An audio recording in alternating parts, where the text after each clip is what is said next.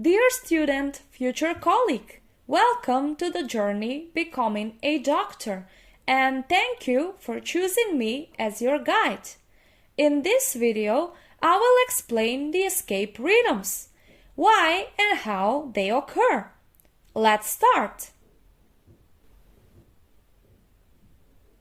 When the normal pacemaker stops sending impulses or the conduction of the impulses is blocked, escape beats and escape rhythms occur.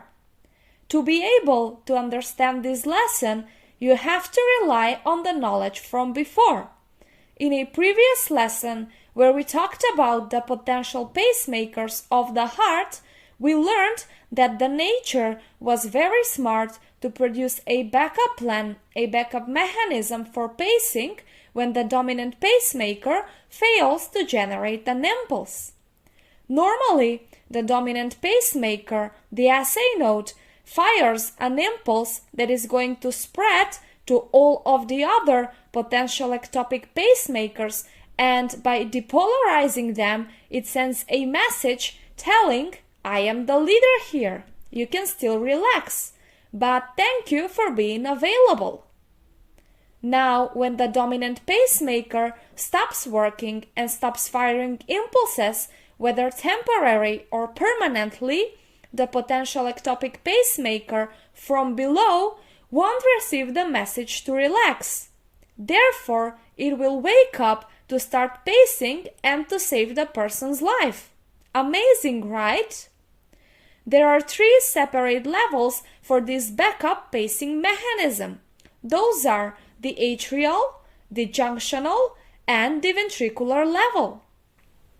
Depending on to which level belongs the focus that starts to pace, we distinguish atrial, junctional, and ventricular escape beats and atrial, junctional, and ventricular escape rhythms. Now, what is the difference between an escape rhythm and an escape beat?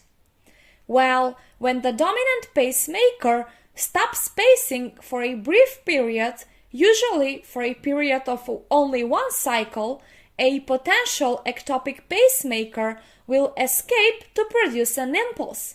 But because the dominant pacemaker from before generates an impulse again and takes over the dominance again, it will produce an escape beat, which in fact it represents the first bit of the attempt by the focus to pace and become dominant. But the return of the SA node overdrive suppresses it again.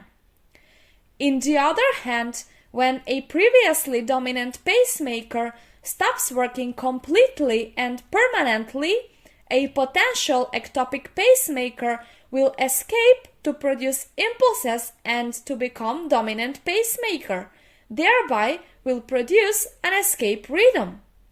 Now, the rate at which the ectopic pacemaker paces the heart decreases down the conducting system.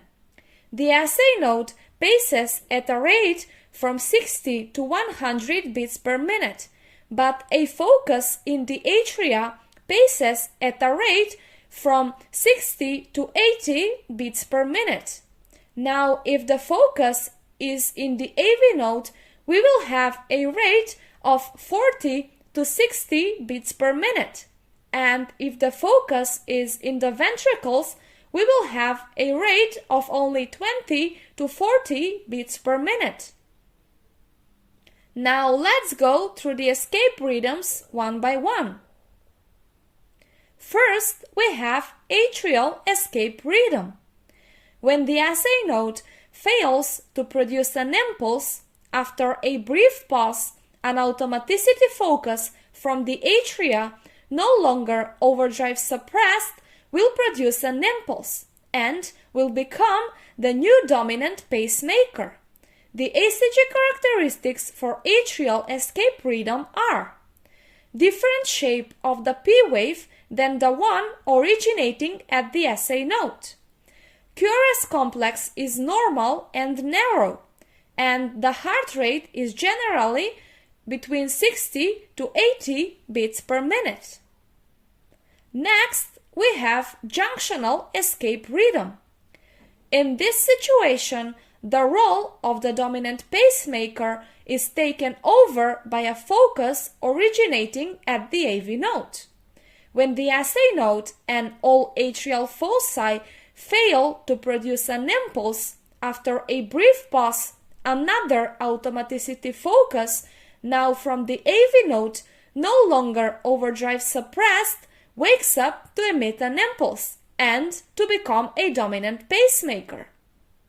Usually, this impulse is only conducted to the ventricles. With that, on ECG, we expect only a QRST pattern to appear without a P wave. But there is an exception when the impulse is conducted to the atria too, in a retrograde manner.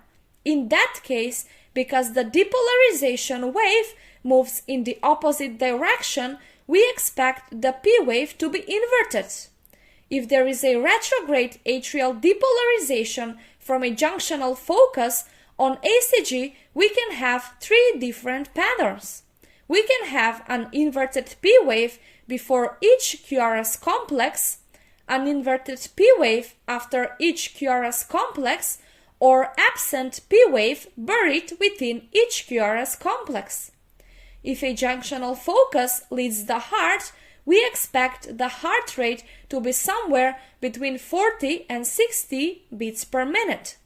So, the ECG characteristics for junctional escape rhythm are an absent P wave unless the impulse is conducted retrogradely too, a narrow QRS complexes, and a heart rate between 40 to 60 beats per minute.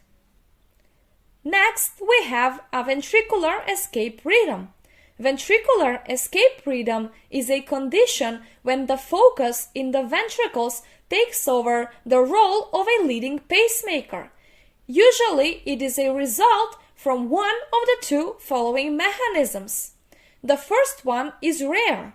It occurs in a very sick heart when a ventricular focus attempts to save the person's life, because all foci from above, the SA node, the atria, and the nodal fail to produce a bit.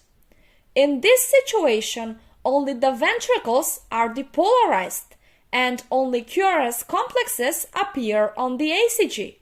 But because the focus is somewhere in the ventricles, and the ventricles do not depolarize simultaneously at the same time, the QRS complexes are bizarre, wide, and high in amplitude. Also, the heart rate is below 40 beats per minute, which is really slow and may result with an inadequate blood flow to the brain and consequently an impaired consciousness. The second mechanism is more common. It occurs when there is a complete conduction block of the impulse below the AV node. So the depolarization wave coming from above from the SA node depolarizes the atria but cannot be conducted to the ventricles. Therefore, a ventricular automaticity focus, no longer depolarized, no longer overdrive suppressed, starts to produce impulses and paces the ventricles. In this situation, the work of the atria and the ventricles is not coordinated. The atria are stimulated by the SA node, so there is a P wave, but the ventricles are stimulated by a focus from the ventricles, so we have a bizarre QRS complex. Another important characteristic is that these two foci pace at its own inherent rate. The SA node paces at a rate between 60 to 100 beats per minute, and the focus from the ventricles paces at a rate between 20 and 40 beats per minute. So if you observe the PP intervals, you will see that they are equal. At the same time, if you observe the RR intervals, you will see that again they appear at a regular interval and they are equal. But the P waves and the QRS complexes are not connected to each other. So, there are two dominant pacemakers at the same time. What a chaos!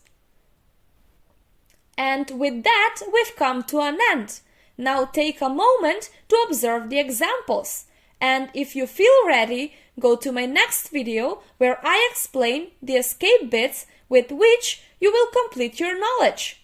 And now I would like to end this lesson. I hope that it was helpful for you, and if yes, please subscribe to support me and share it with your friends to support them while studying. Thank you for your attention, and I hope to see you in the next video.